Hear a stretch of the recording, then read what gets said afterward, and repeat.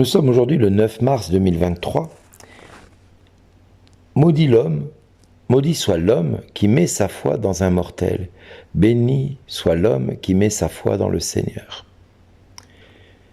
J'aime entendre ce verset dans Jérémie parce que quelque part, cela rejoint très fortement ce que je dis quand je me mets à prêcher quelque part.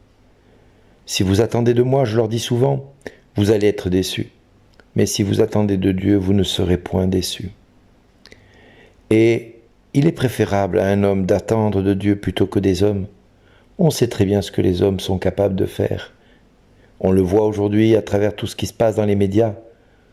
La folie de Poutine avec le président ukrainien. La folie de ce qui se passe au Rwanda avec la République démocratique du Congo.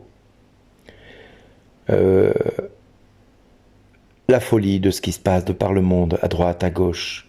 Les hommes qui parlent sur les autres, les hommes qui veulent dominer les autres, les hommes qui veulent toujours avoir raison. Et on le voit dans l'Église également.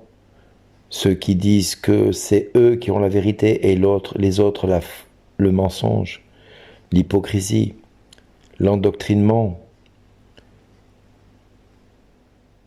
Chaque société dans laquelle nous sommes a dans ses rangs des hommes qui se prétendent meilleurs que d'autres. Pourtant, ce n'est pas au nombre de millions qu'on peut avoir sur un compte bancaire ou au nombre d'influenceurs que nous avons dans notre réseau social dans lequel nous sommes, ou encore le nombre de personnes qui nous soutiennent politiquement que nous allons avoir dans notre vie une occasion d'être exonéré de tout problème, de toute exigence. Non, bien au contraire, la parole de Dieu est interpellée dans ce qu'elle est de plus grand, de plus belle, de plus glorieuse de ce qui peut être. La parole de Dieu nous replonge devant un miroir qui nous jette à la figure qui nous sommes réellement. Alors oui, certains sont riches. Certains sont vêtus de pourpre et de lin fin. Certains vivent des repas somptueux, voire même phénoménal. Certains pourtant sont pauvres et n'ont rien. Certains vivent vraiment des gros problèmes de santé parce qu'ils n'ont pas les moyens de se soigner.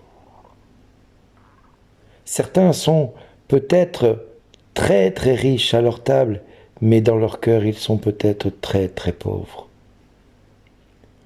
Alors mon frère, ma sœur, quelle que soit la situation dans laquelle tu es aujourd'hui, Dieu t'invite à faire une petite démarche. Écoute et tends l'oreille à ce que Dieu te dit.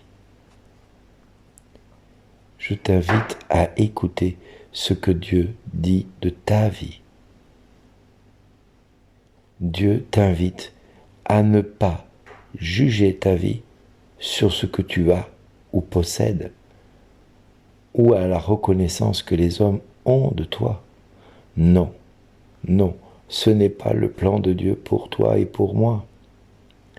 Le plan de Dieu pour nous, c'est heureux est l'homme qui met sa foi dans le Seigneur. Voilà le plan de Dieu pour chacun de nous. Si dans ton cœur, tu mets ton espérance dans les hommes, tu vas être déçu, tu vas le regretter, tu vas t'en mordre les doigts. Et bien malgré toi, tu vas dire, mais Seigneur, qu'ai-je donc fait pour mériter ceci ou mériter cela? Seigneur, pourquoi je vis ceci ou cela? C'est tellement dur, Seigneur, ce qu'il endure à cause de moi, à cause de mon obéissance. Oui, aujourd'hui, l'obéissance que tu as fait de toi un enfant de lumière, un enfant de paix et de tendresse. Dieu fait de toi un enfant qui soit capable d'annoncer Jésus-Christ toujours et partout, auprès de tous et en tous. Oui, mon frère, il est plus que temps qu'aujourd'hui tu reconnaisses dans ta vie que Christ a donné sa vie pour toi. et qu'à cause de cela, tu peux mettre ta foi dans le Seigneur. Tu peux mettre ton espérance dans le Seigneur. Oui, Dieu a choisi d'habiter en toi. Dieu a choisi que tu sois toi-même habité par sa présence. Aujourd'hui et demain et dans les jours qui suivent. Parce que ce que Dieu fait dans ton cœur, c'est cela qu'il veut le réaliser. Il utilise ce que tu vis pour vraiment te permettre d'entrer dans ta destinée. Alors oui, tu peux te leurrer.